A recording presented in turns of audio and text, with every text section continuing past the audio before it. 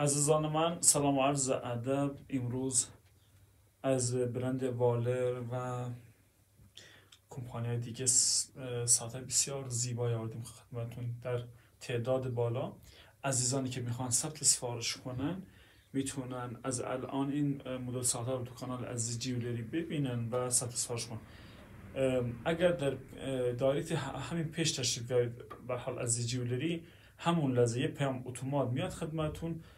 همون پیام لینک کانال عزیز جیولری هستش و میتونید اونجا جوین بشید و به حال محصولات با قیمت نمایندگی اونجا ببینید.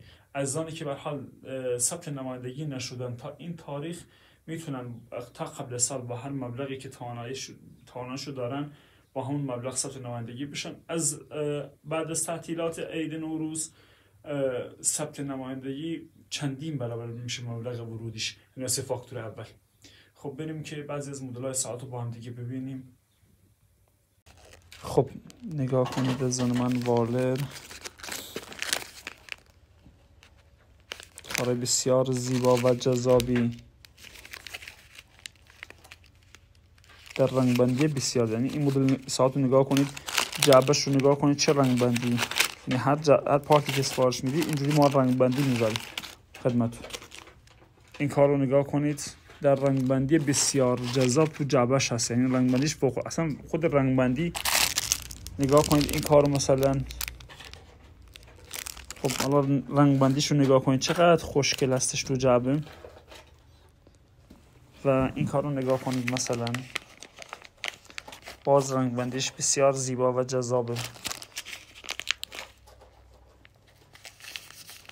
کاری بسیار جذاب و متفاوت در رنگ بندی بسیار زیبا، باز از کمپانی والر. نگاه کنید این کار بسیار قشنگ و زیبا از کمپانی والر و اینم ست رنگ بندیشه. به حال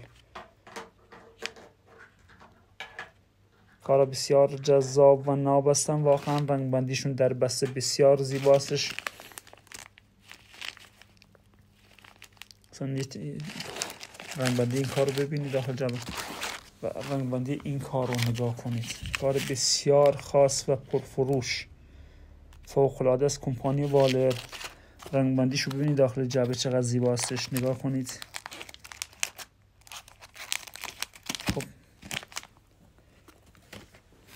کار بسیار زیبا و جذابی از ساعت زیور الاد واسمون اومده تو کانال عزیز جیولری. بارگیری کردیم، حتما تشریف بیایید دایرکت همین پیج عزیز جیولری یه درخواست بدید، لینک کانال اتومات واسهتون میاد و اونجا میتونید ثبت سفارش کنید. اگر در شهرتون ثبت نمایندگی نشدید، زیر همین پست کامنت کنید که کدوم شهر هستید که خدمت شما عزیزان اعلام کنیم که اون شهر ثبت نمایندگی شده. یعنی اگه ثبت نمایندگی نشده باشه، شما دوست عزیز میتونید اونجا ثبت نمایندگی ما بشید و با کمترین قیمت ممکن خریداتون رو انجام بدید. ایام بکام و التماس دعا.